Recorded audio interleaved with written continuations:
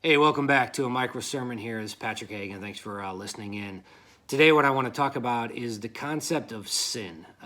This is something that I think is important that we understand kind of what is right and what is wrong, and then what does God do about what is right and what is wrong. Because I know as somebody who became a follower of Christ much later in life, prior to becoming a follower, I felt like I was doing a pretty good job, right? I realized in hindsight that I kind of created my own system of belief, my own sense of morality, and of course, I was aligned with what I believed was right and what was wrong, and I felt pretty good about things. I felt like I was a pretty good person.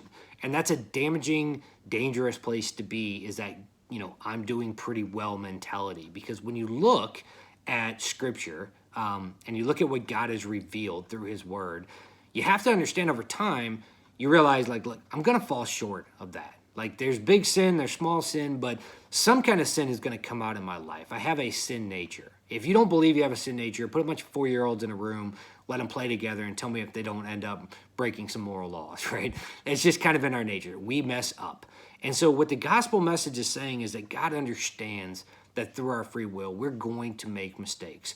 And his standard is perfection. If you want to be with God in a place when we leave this world that's perfect, that's inerrant, without sin, that somehow we have to obtain a right standing, perfect position with that perfect eternal God.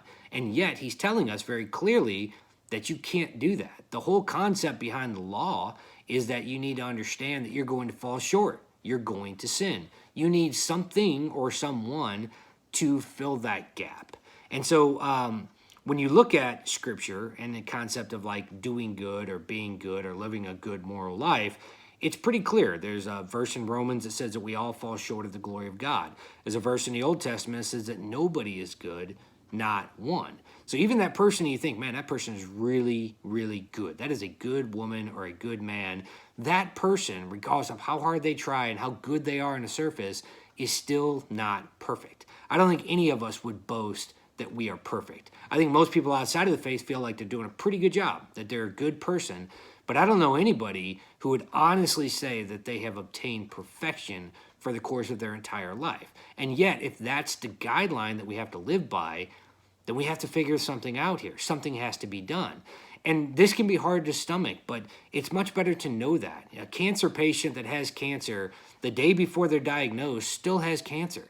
The doctor that tells them they have cancer is not giving them cancer. They already had the cancer. They're just being made aware of it now. If you're going to play a sport, you got to understand the rules and the guidelines for the sport. If you're going to take a test, you want to understand the rules and the guidelines for the test. So what God is saying is the rules and the guidelines are that you're going to fall short and you need to accept that. And yet the gospel message is the same God that put all of this in existence, is the same God that is taking your sin and my sin on himself. There's nothing we are doing to obtain this right standing position, nothing that we could do to obtain a right standing position, but it's only through him and what he's done. Christianity is about Jesus. It's not about us, right? If anybody is standing behind a pulpit and they're preaching moralism or behavior modification, or even if they're like harping on sins and saying, look at this sin and that sin or this group or that group, they're missing the concept. There's an inherent humility that comes with being a follower of Christ, because we realize that we're 100% submitting to the fact that we can't do this. There's nothing that we can do to obtain that right standing position. So check yourself. If you're a follower of Christ, don't let this false sense of pride or this Christian arrogance bleed through in your life and somehow take pride in the fact that you have salvation. You didn't do anything to obtain it. It's just a free gift that God, for whatever reason, has chosen you to be called out of that darkness and saved you through his grace. If you're outside of the faith, what I would encourage you to do is to look at Christianity with a fresh set of eyes. Weed out the rules, read out the good and the bad and the do's and the don'ts. Certainly weed out the church and what you see coming out of the church. Weed out Christians or self-proclaimed Christians, and look at the person of Jesus Christ. Make your decision. Is this person truly who he says he is? Jesus claimed to be God. And going back to C.S. Lewis, I've quoted this many times in the past, he's either God or he's crazy or he's evil. Because you can't claim to be God unless you are God, unless you're nuts. So make your determination. Is he nuts? And if so, write him off. Go back to your life and figure out what's right and what's wrong and try to do your best on your own accord. But if he is, And he's saying, look, you have to come to me because it's only through me that you can obtain this right standing position with God the Father.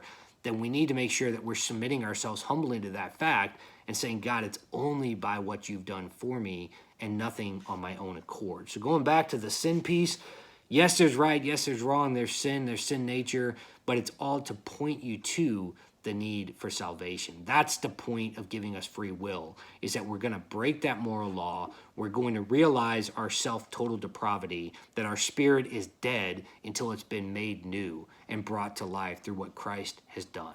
And so that's the message. That's the gospel message. That's the truth of what Jesus is proclaiming. And if you believe that, then again, walk with humility as you go forward, because you didn't do anything to obtain that on your own accord. And if you don't believe that, then make sure you just understand what you believe and what you don't believe. And I would never tell somebody to be inauthentic to what they're feeling or what they believe. Make sure you check what you do believe and make a determination for yourself. But as you're doing that, look at the person and the claims of Jesus Christ, and then make that decision for yourself. Who was that? Who is that? And what do I feel about it? And be honest. Be honest with yourself. You know, you're not doing anyone a service by trying to trick yourself into believing something you don't believe. You know, it's a heart transformation, and it's something that God does in some people and not others. But be authentic, be clear, be honest with yourself, and then see what you feel, you know, and see where God takes you on that journey. So that's what I got today. Appreciate the time. Try to keep these short. We'll see you next Sunday. Take care.